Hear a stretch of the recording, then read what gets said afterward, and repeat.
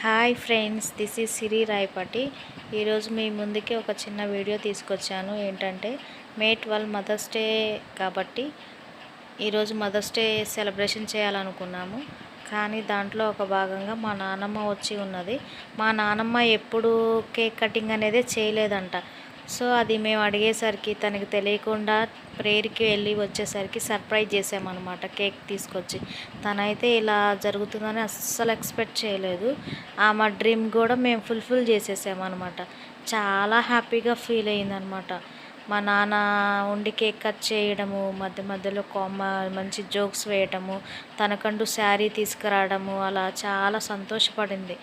తను చాలా హ్యాపీగా ఫీల్ అయిపోయిందనమాట.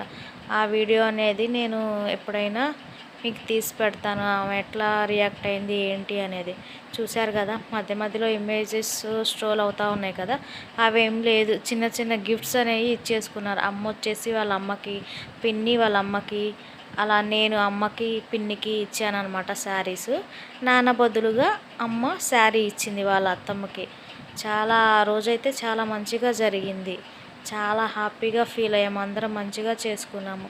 ఫైనల్లీ మా అత్తగారి ఇంటి దగ్గర నేను లేను కాబట్టి మా అత్తగారి ఇంటి దగ్గర మా హస్బెండ్, మా బావగారు కలిసి సెలబ్రేషన్ చేశారు మదర్స్ డే. అక్కడ కూడా చాలా హ్యాపీగా ఫీల్ అయ్యారు.